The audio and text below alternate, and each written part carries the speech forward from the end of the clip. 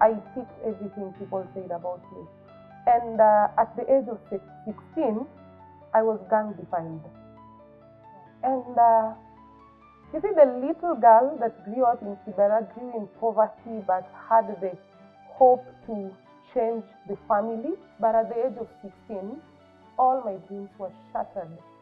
Within 10 minutes, I was like, no, I just can't do anything anymore. Because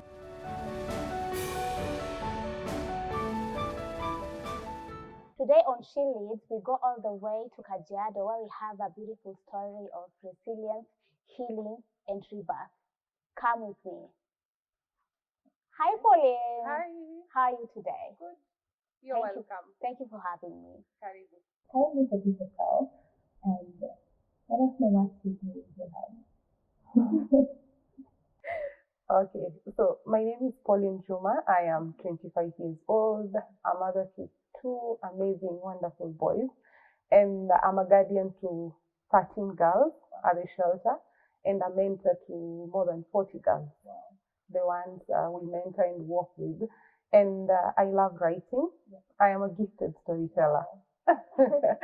And I live life one day at a time. So I'm still in a journey of discovering. I'm still in a journey of living, and I've allowed myself to be under the grace of God, just to allow Him use me as a vessel of honor in this world. I just want to know what inspires you in this life. What keeps you going every morning when you're having like, this is my life. At this moment, by this morning, whatever inspires me is the girl in Rebirth of a Queen. You see, every day waking up and you feel like giving up, and then just when you get out of the bedroom and you meet your 10-year-old girl and she's like, Mom, good morning. And you look at her and you imagine, this is a 10-year-old girl living life. Who am I? What reasons do I have to give up? And the fact that their destiny is in my hand. Their battles are my battles.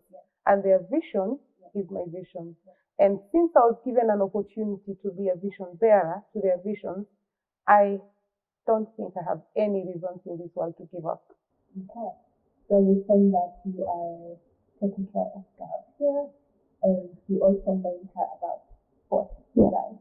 What does this girl do? Rebirth of a Queen. Yes. Today we're actually celebrating 1 year anniversary of Rebirth of a Queen. 12 months of authenticity, 12 months of learning, 12 months of just allowing myself to be a blessing to these girls. And Rebirth of a Queen is an initiative to empower survivors, teenagers, stroke children, survivors of gender-based violence. And all these girls share the same story of gender-based violence. And that is what brought them to me, the 12 girls. And in Kibera, the mentorship, I love mentorship. I love when I get an opportunity to lift someone up. And I love when I get an opportunity to actually mentor teenagers, because my teen life was not one of the easiest lives. And just telling that 13-year-old girl you're beautiful, it does something to me that until now I don't know what. But whenever I have a talk with teenagers, it inspires me. We have different cases. Some of them are extreme to being defiled by their own fathers. So it's from their home. And all of them have the same story. It's not a stranger who defiles them. It's not a stranger who violates them. It's their family members, their neighbors, close people that they had trusted. So majority of the cases I get are not from strangers. They are from people who have already created that relationship, people who know them very well, people who have associated with them and they know their weak points and their strengths and what can be done, what cannot be done. First, I would say I think it took me time to realize that I've gone through everything in life to be a blessing to another person. It took me years to accept who I was, and just to you see that point in life, you're like, okay, God, it's okay. I've gone through enough. I've battled with you enough. Is it okay now? I just stay still and allow you now to use me because I'm tired. I've been running all through. So I was raised in Kibera slums, and I came from a very humble background. That is what I call it. And I came from a background where I was not given a chance to give up. You could do anything with my mother, but just don't tell my mother, Mom, I am tired. Sitafanya tena. You would never like it from my mom. My mom reminded us the spirit of resilience, even in her. Sometimes she was not able to speak it out, but you just see in her. I lived a life of seeing my mother waking up every day, walking all the way from Kibera to Buruburu to wash clothes. And one of these days, I think I was 12, if I'm not wrong, I told my mother, is it okay just take you to where you do your work? And you see, that was the worst day in my life. You see, anytime I think of that day and I look at my mom, I just make a declaration within me that, Mom, you will never go through such shame again in front of me. Because it was a 3-bedroom house, and the lady was actually kicking the clothes from upstairs, and my mother humbly picking it. And you see, a 12-year-old girl, and I'm like, Mom, do you have to do that? And my mom told me one thing. In every pain, there's a blessing. But as a 12-year-old girl, I was like, Mom, there's no blessing here. You're being humiliated. This is nothing. We walked all the way from Kibera to Buruburu just for you to come and do this. And from that day, I told my mom, I am personally never going with you where you're working. If you want to remain a slave, you are a slave alone, not me. I refuse. And that is how life was for us. Getting a meal was a blessing, and going to school was the greatest blessing. I think those are the reasons I still hold on. Because the fact that 4 of us went to school through scholarship, I look back and I tell God, you were with me, even when I was a little child. We lacked food, we lacked everything, every basic need, but you have been with us when it comes to education. And in Kibera, life was not easy. I avoid saying that life was tough. I say Kibera taught me to be resilient. Kibera taught me to bounce back.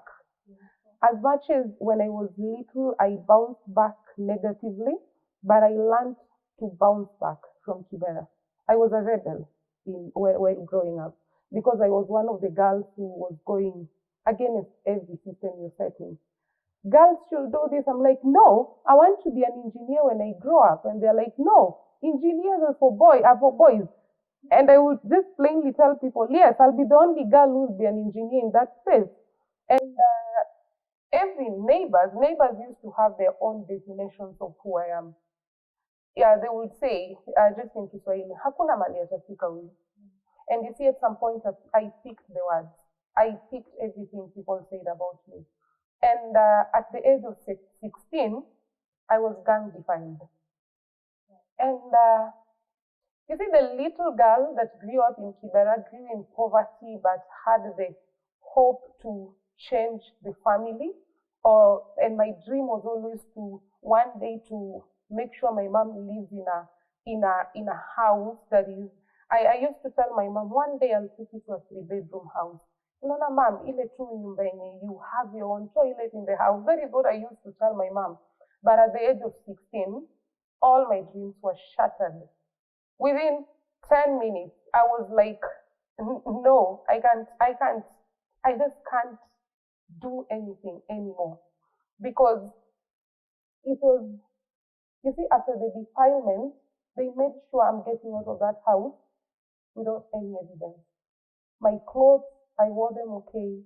And they gave me threats. If you dare speak, we're going to kill your mom. You see, I was a daddy's girl when growing up. My father knew everything about me. But at this point, as 16-year-old, I lose my mom because of speaking out. No, my mom taught me to be very, very resilient. And that is what I picked up from that time. You see, after the incident, I picked up myself. I went to the doctor. I told the doctor, clear things. I need medication and just write to me anything necessary. I want to go to school. I was in pain. I was shattered.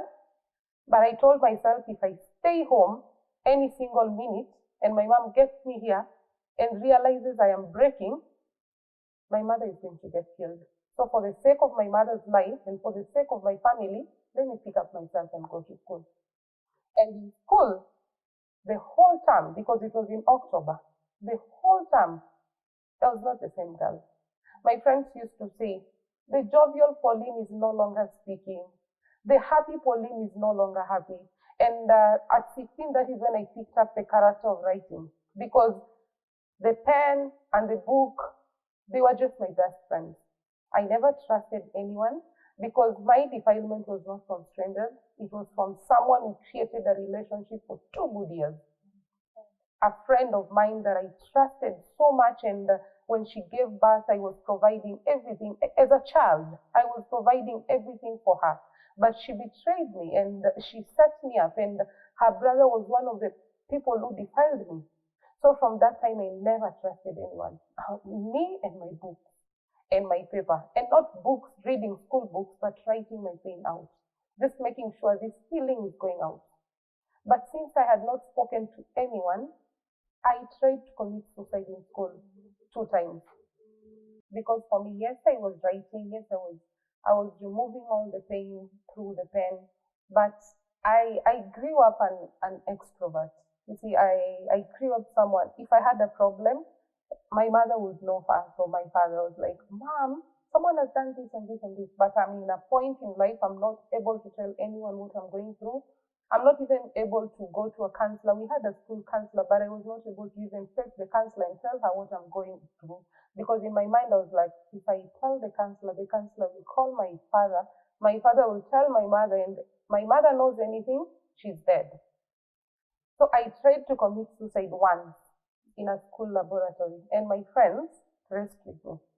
The second time, the same friends rescued me in the dormitory. And I just asked them one day, why do you keep rescuing me? Do you think I deserve to live?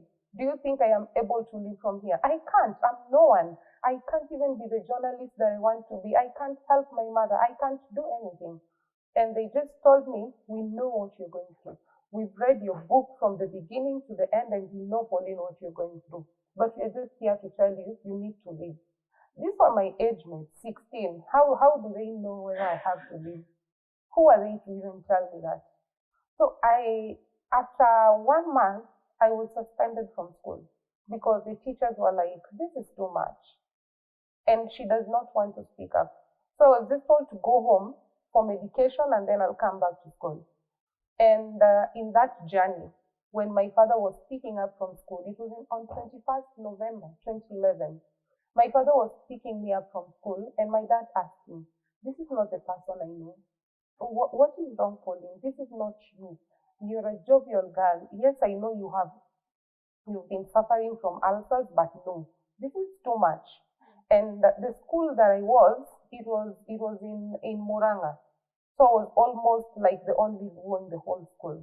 And I used to face a lot in the beginning, but it's something that I had overcome. So my father knew this is not the reason. She has another reason. And we were in a car, and I just took all the papers from my bag and gave it to my dad, and told my dad, you love me, right? I am your daughter. If you try, tell Mom, I will hate you for the rest of my life. Don't even try. And you see, sometimes I remember my dad's face, and I'm like, you are the most powerful man I've ever seen in this world. Because my father shed a tear. Because for one reason, it's like my daughter is going through all this, and my father was very harsh. You could never hurt any of his child, and he leaves you. But in this moment, my dad was not allowed to do anything. His hands were tied, and his hands were tied by the daughter. And I manipulated him through the love he has for me. Like, Dad, you love me, right? You're not going to tell anyone this. And at least at that moment, I had one person who understood what I was going through, but he was not able to do anything. Because number one, my dad he didn't even know what I was going through. So he was not able to be there even to help me. And that year just went well. I went back home, and I was like, you know what, Pauline, keep moving. Just live life. But deep within me, there was something that was just going down every single day. The next year, I was taken to another school in the name of Go Start a New Life. I am going to another school. It was now a mixed school. I had my own emotions. There were times I was vulnerable towards men or boys in school. There were times I was afraid of them. And even the teachers in that school, I think they took time to understand me, because they were teachers that I was not even able to look at them straight to their face. Something reminded me of a perpetrator when I look at them. And in that school, something funny, they elected me the head girl.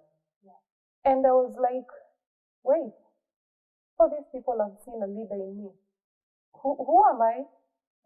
Why all this? And you see, I just took it, and I had a coping mechanism, my smile. And until this day, whenever I'm going through tough things, I have the most brightest smile. Just to hide the world from knowing what I'm going through, because I'm like, if anyone really knows what I'm going through, maybe they'll use that as a weak point. So let me just fake it. And that is how I lived my high school life, just faking it. You put me a head girl, okay, I'm going to pick it and move. After being the head girl, I was the school president, and I was, okay, I'll just pick it and keep going. And I was there making sure everything runs well, just making sure I'm keeping my mother in the dark. And anytime I'm coming back in holidays and I meet my perpetrators, and they just show you the same sign, we're going to kill your mom. They just tell you this, we're going to kill your mom.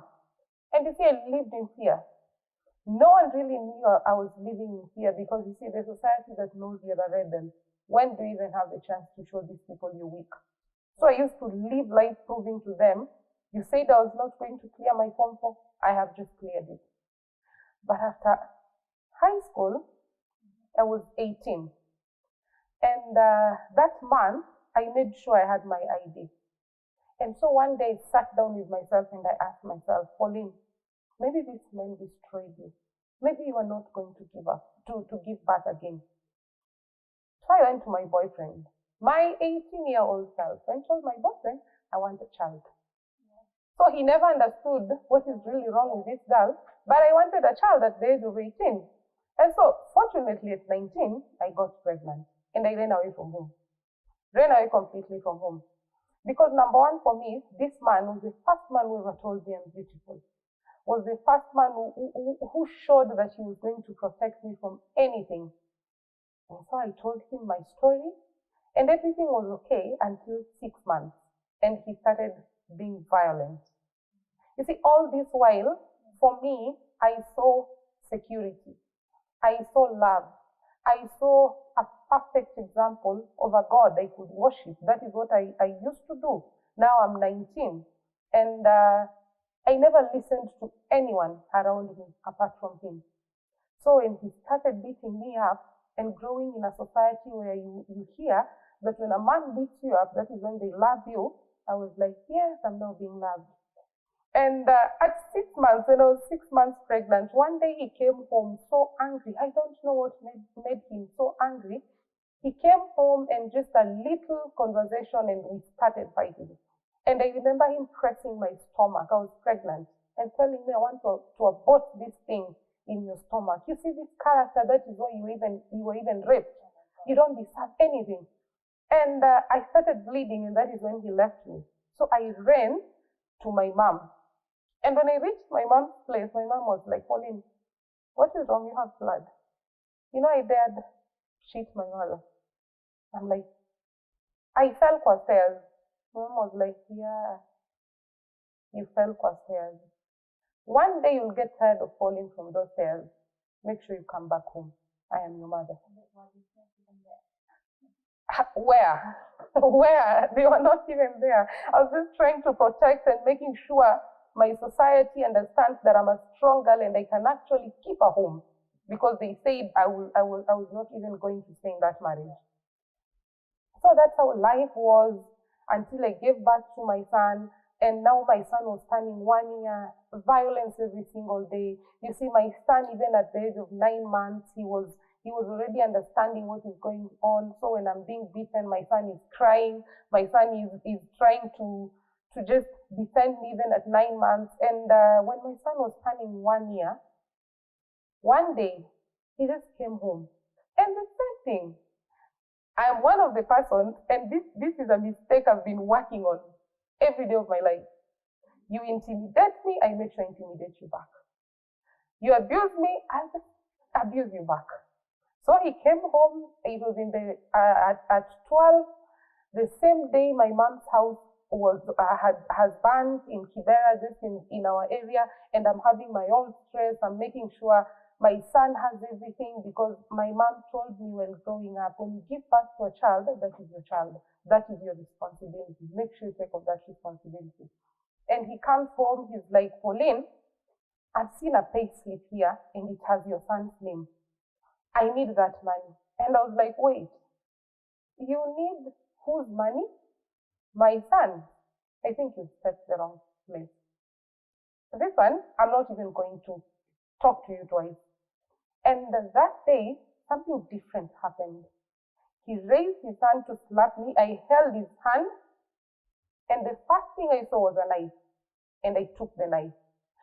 And immediately I was going to stab this man, my son cried, and I was lost. I threw the knife, and I ran to my son.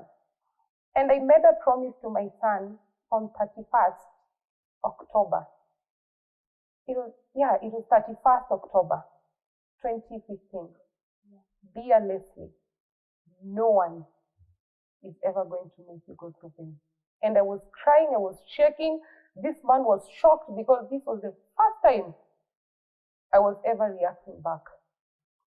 So when he got himself together, he chased us. It was at 1 a.m. I was out, it was drizzling, and he threw everything outside and poured water on everything, even my son's blanket. So my neighbor took my son, and I called my brother at night. And my brother came for me, and we went home. Mom told me, welcome back home. I think you've now learned your lesson. Mothers are always mothers. And my spirit of bouncing back. The next day, I was like, nothing has even happened to you, Pauline. My mother was sick at that time. My sister was following me, was clearing her Form 4. So I was busy making sure she does not lack the same way I lacked. So I was working day and night, making sure I'm providing for my mother. And then one day, in the middle of the road, I'm meeting this man on a border stage. He called me once, he called me twice. And the third thing, he told me, no one will ever marry you. You already have a son. You're a dead flower. You see, I didn't hear anything else he said, but I remembered, you're a dead flower. And that voice was speaking to my head like for weeks. You're a dead flower, you're a dead flower, you're a dead flower, you're a dead flower. And I'm like, I am not strong enough to just revenge all this. So my best revenge was going to get married again. And my mother was like, wait, Pauline, it's not yet even 6 months. You're not okay. Yes, he abused you, but no, that is not you. And I was like, Mom, I just want to prove to this man that I'm still a beautiful flower. And here I am, pregnant again. 1 year later, nothing is working. 1 year later, I sat down with myself with my second-born baby, and I asked myself a question: what have you been doing to your life, Pauline? You're such a beautiful soul. What have you been doing? What have you really been doing with your life? What is wrong with you? And I was there questioning myself. You see, I'm in the house with my son, and I look at my son and I'm like, no, this is not the life I want. I'm in the wrong place. This man has not done anything wrong to me, but I am bleeding on people because I've not dealt with my pain, because I've not dealt with my anger, because I've never forgiven myself, I've never forgiven anyone. And again, with my second-born baby, went back home and told my mom, I am done. I can't, Mom. And my mom was like, it's okay. Yeah, that's what you tell me every time. But I made a promise to my mom that day that I'm going to make it better. Yeah.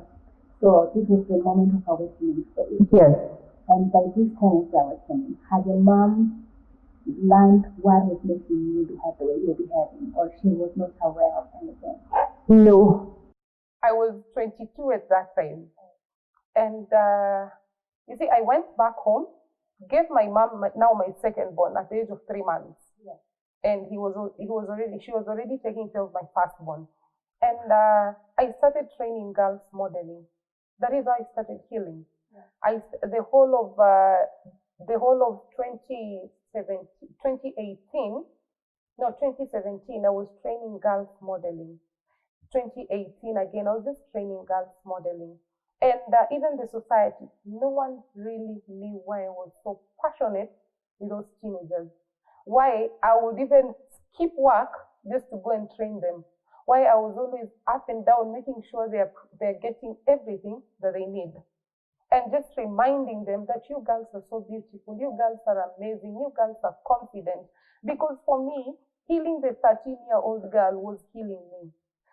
Seeing a 16-year-old girl modeling, seeing a 16-year-old girl catwalking was reminding me that, Pauline, you know what? This is you. Just forgive yourself. And it took me a process of 1 year just to remind myself every single day that, Pauline, you're beautiful. Pauline, keep going, just keep going, keep going. This time, you're bouncing back, but you'll bounce back in a positive way. And I looked for a mentor. I wouldn't say I looked for a mentor. He was God sent to me. Because he came to my life and reminded me of my worth. This was the first man who ever told me, Pauline, you're a great person. Don't ever forget that. You are a great person. He just assured me that you're on the right lane. And he told me, stick to that lane. And how my mom found out of my story at the age of 16, it was through media. That is when my mom learned, okay, so this is what happened to my girl. And she asked me, Pauline, why didn't you tell me? You see, I knew all along there was a problem, but I couldn't even figure out what was wrong with you. And I told my mother I was protecting you. But right now, I think I can protect you more by speaking out. Because when I first spoke out, and it was in March 2019, that is when I first spoke out, and my perpetrators came back. And they were like, you've spoken, we are going to make sure we've finished. And I was like, I'm ready. I am now ready for you like never before. And I will make sure the whole world knows who you are. 2 of them just ran away, and 2 of them stayed numb. And until this moment, they are just there. I told them I don't have the strength even to revenge anything, but through my healing, I will make sure you will never harm any other girl. And every day, I just took little steps. You see, 2019, that is when I went to a counselor, and the counselor was like, Pauline, you're bipolar. Not a counselor, a psychiatrist. And they told me you're bipolar. And I was like, yeah, I know, but what does that mean?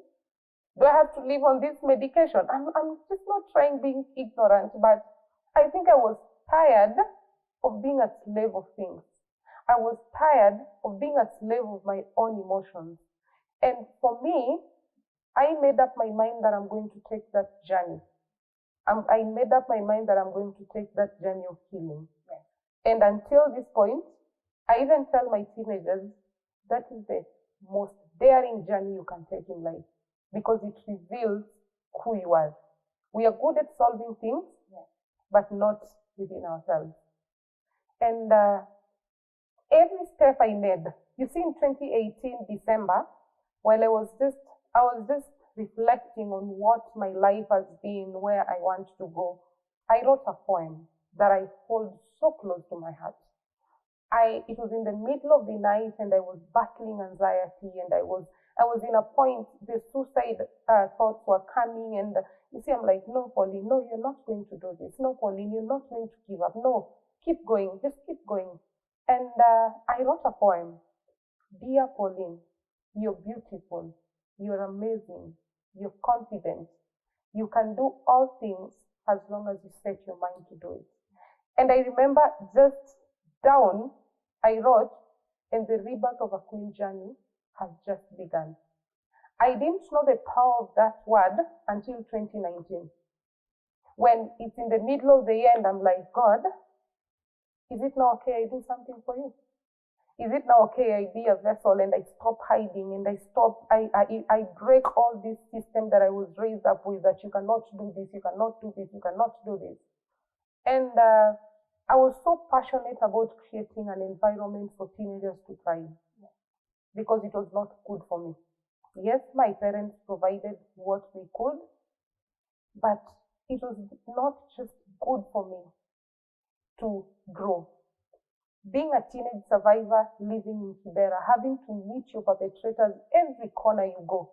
Sometimes I felt like they were my ghosts or my shadows. Everywhere you go, you just meet them and they remind you of who you are. You're 19, you have a kid, this man is abusing you, and you have to meet him every place you go. I just told myself that one day I am going to create an environment for a teenager to thrive.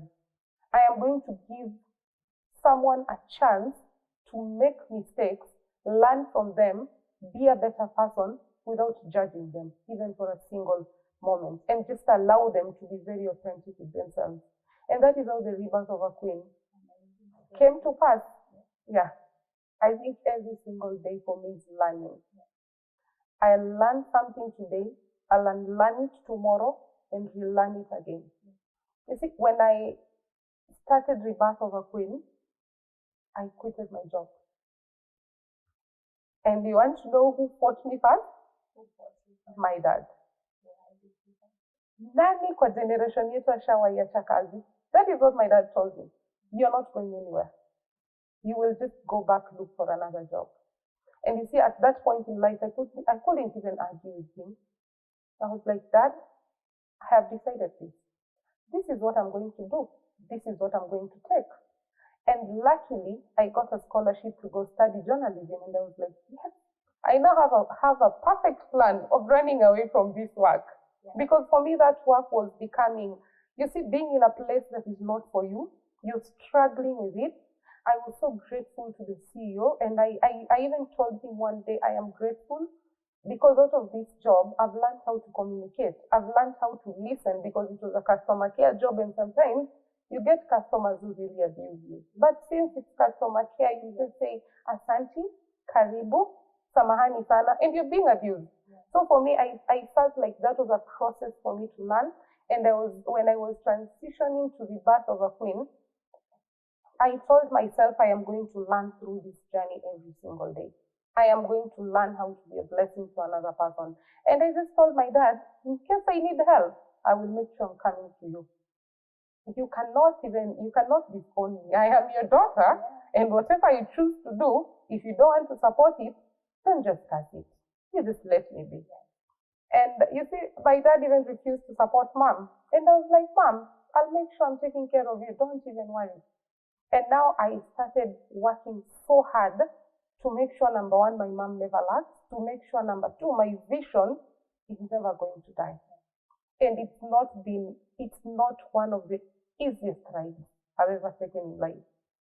Because you see, every single day, I learned that, Pauline, you chose rebirth. So this is your journey every single day.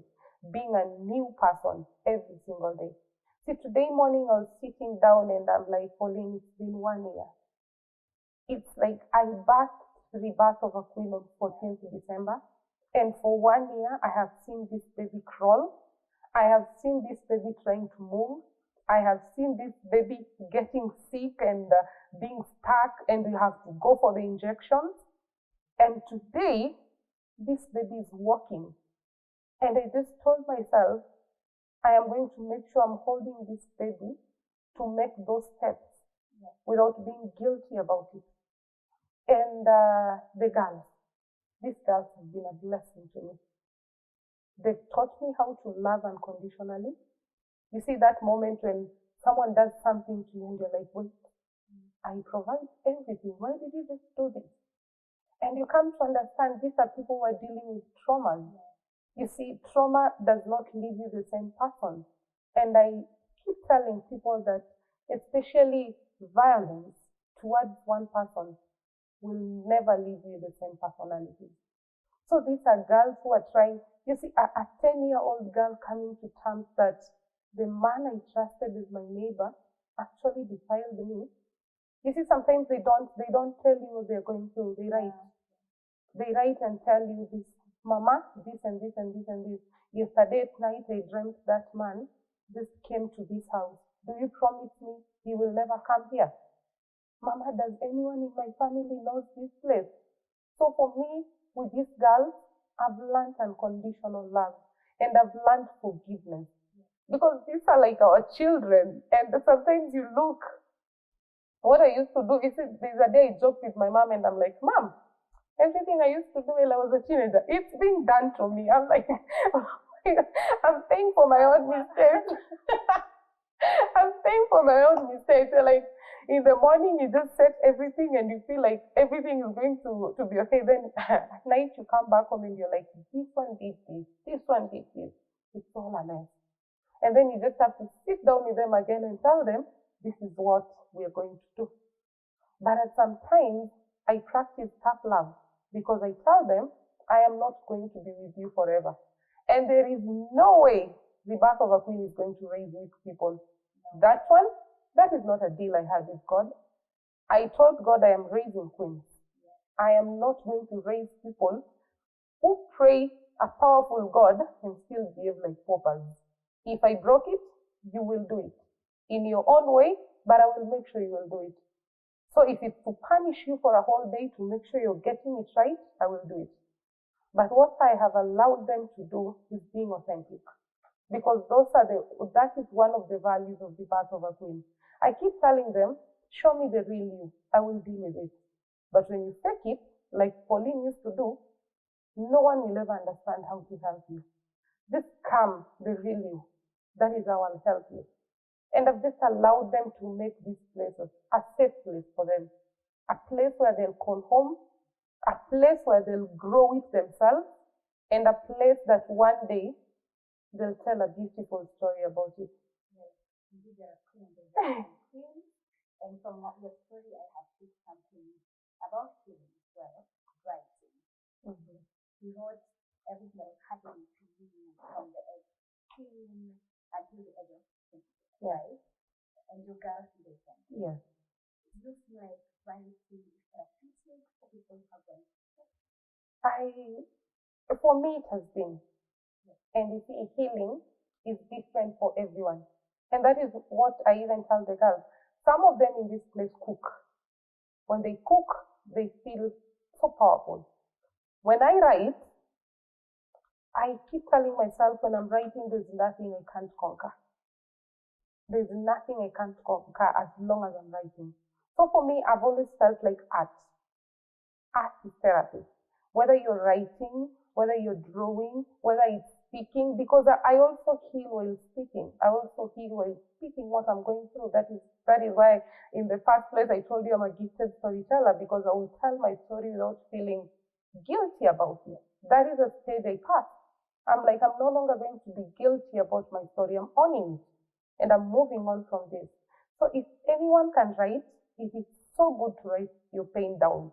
There's something beautiful when you just take a pen and a piece of paper and write everything that you're going through. It's like transferring that burden to that piece of paper. Sometimes I write something that I want to forget and burn it. Sometimes I meditate about it. And something that I've learned, especially the whole of 2020, is just taking the power from my mind. Waking up in the morning and affirming my day. And this is something that I've learned.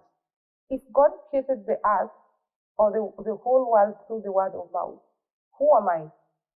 I'll use the same mouth to make sure I'm creating my own destiny and stop just surviving and living. Yeah. Quite a beautiful question. I can also see for trying everything for this year. And as we wind up, I would like you to tell girls out there, maybe girls who, like you, are highly ashamed and feeling that creators out there and hurting them because you even ended up with mental health and mental bipolar.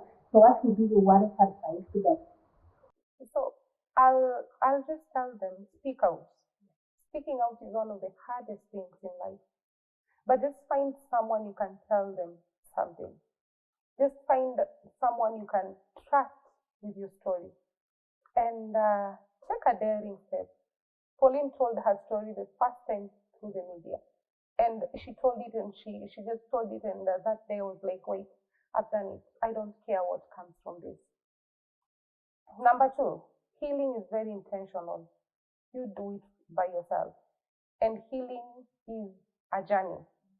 You will not wake up one day and heal. It is a journey. It's a lifetime. Pauline, at this moment, is still healing from green dresses because that is a dress I was defiled in. So I'm learning to be independent with my own emotions and not expecting so much from people to a point I'm hurting myself. And another thing I would love every girl, especially girls, to know they are beautiful, they are amazing, they are confident, and they can do anything in this world as long as they set their mind to do it. They are enough. They are candles. They just need to light their world up. And another thing, one step at a time, we are there. My dream as Rebirth of a Queen is to have 47 shelters in 47 counties of Kenya. That is my dream. And I keep saying, until all teenagers are free, we are never stopping, no matter what comes our way. So if there's a girl out there who needs to speak, we are here to listen. And sometimes we can't give all the solutions, but we just want to listen to you and allow you to tell your story. Most of the times girls tell me, Pauline, thank you for telling your story because that is my story. So that is what we're here for. And just to remind that little girl out there, dreams are valid no matter where you're coming from. You're beautiful, you're amazing, you're confident. Quite powerful words that we need to tell ourselves every day.